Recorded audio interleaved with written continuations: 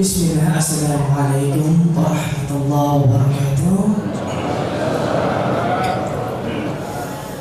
Alhamdulillahirabbil alamin wa bihi nasta'in wa ala umuri dunya waddin wassalatu wassalamu ala Rasulillah wa ala alihi wa ashabihi wa man tabi'ahum bi ihsanin ila yaumil qiyamah, amma ba'd.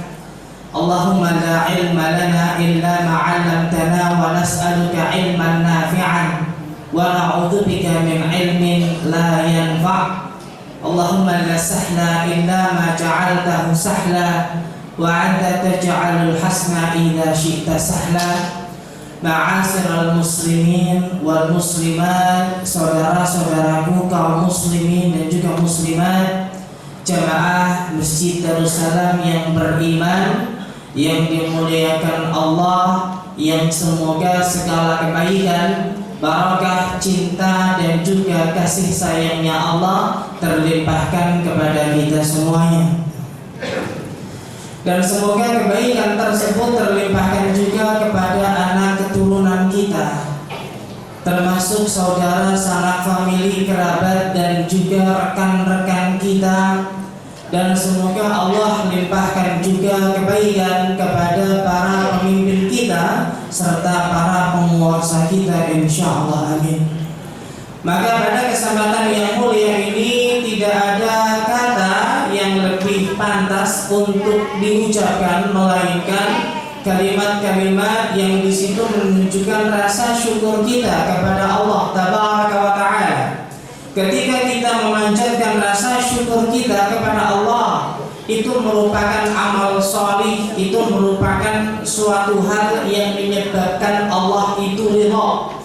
Terlebih lagi kita mendapatkan karunia, mendapatkan nikmat yang begitu luar biasa, yaitu dipertemukan dengan bulan Ramadan dan kita bisa beribadah di dalamnya. Itu merupakan anugerah yang tak terhingga, ya, sebagaimana penjelasan para ulama kaum muslimin ketika dibangkitkan oleh Allah dan diperlihatkan catatan-catatan kebaikannya, bisa jadi lebih dari separuhnya itu hasil dari Ramadan kita. Maka kita bersyukur kepada Allah ketika ternyata dipertemukan dengan Ramadan dan kita bisa beribadah di dalamnya. Maka ma'asyiral muslimin wal muslimat, a'azani Allah wa iyyakum jami'an, di bulan Ramadan yang penuh dengan kemuliaan ini merupakan suatu momen yang begitu pas dan juga luar biasa dan begitu tepat untuk mengawali kebaikan-kebaikan kita kepada Allah. Yang mungkin sebelum Ramadan kita kurang bersemangat untuk beribadah kepada Allah, mungkin kurang bersemangat untuk mengamalkan amalan yang sunnah, ya. Kalau amalan yang wajib, insya Allah kita semua tetap komitmen untuk menjaganya.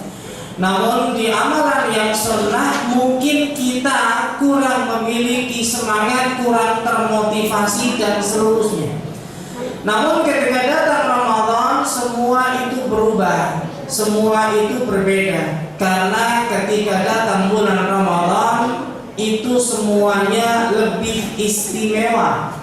Sholat yang kita tegakkan itu nilainya berbeda dibandingkan sholat yang kita kerjakan di luar Ramadan.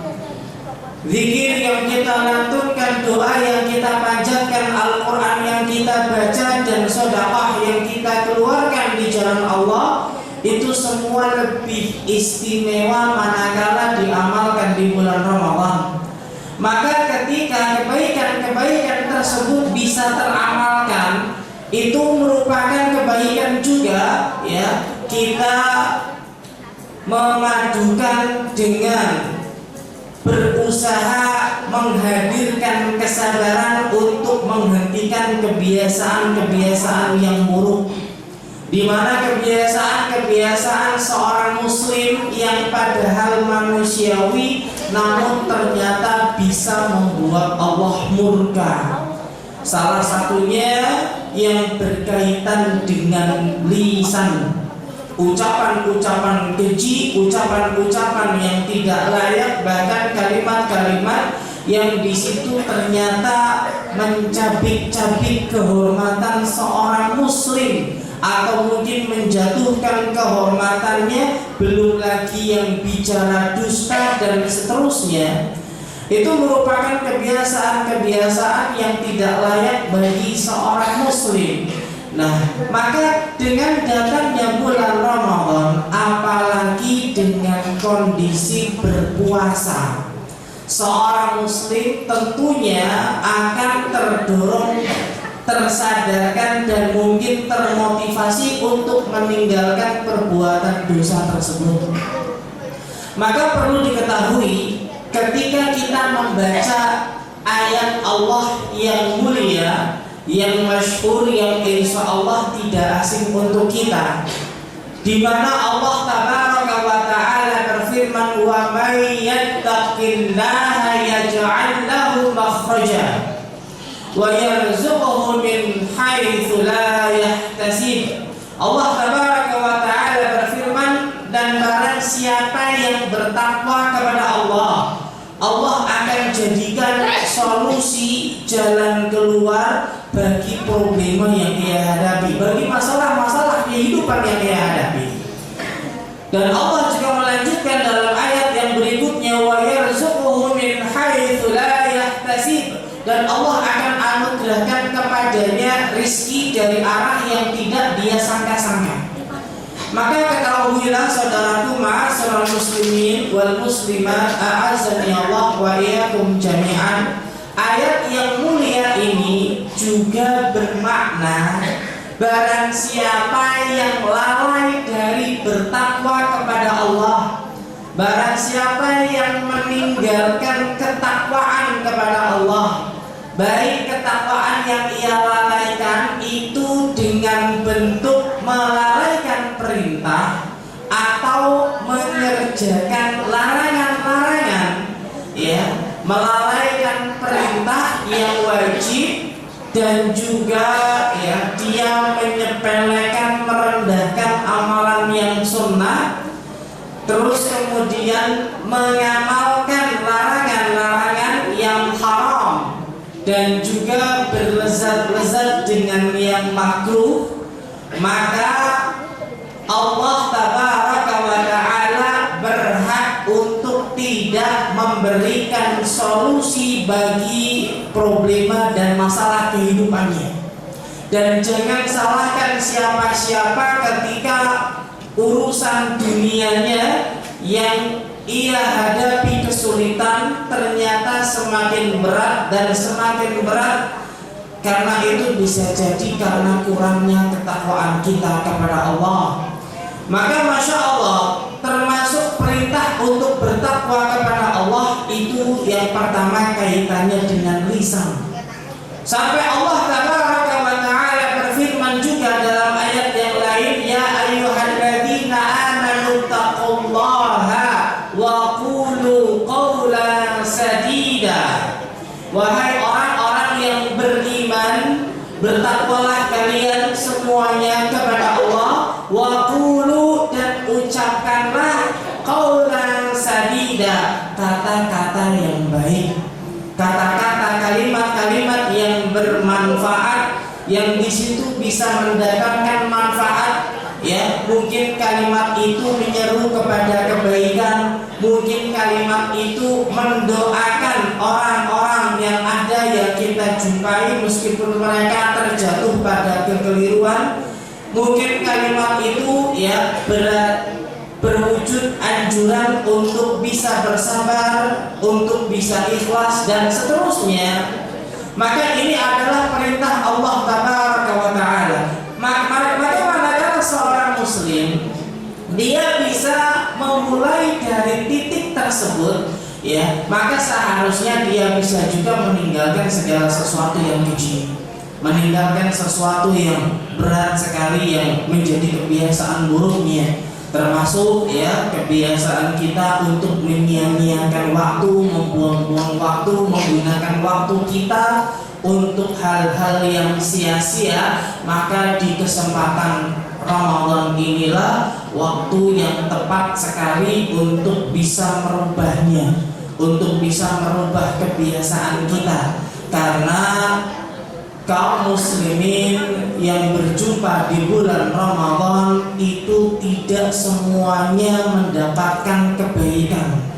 Bahkan ada kaum muslimin yang ketika berjumpa dengan bulan Ramadan dia justru dapat celaka.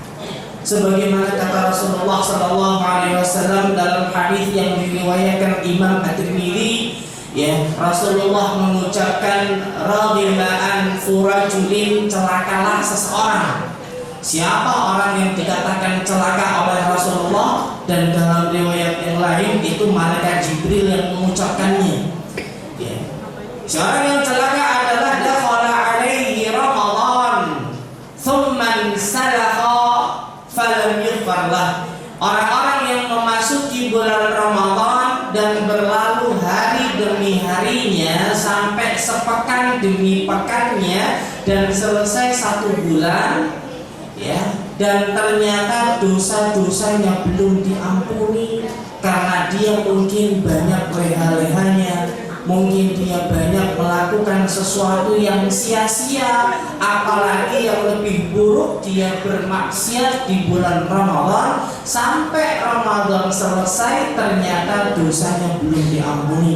Itu orang yang dikatakan celaka oleh Rasulullah SAW.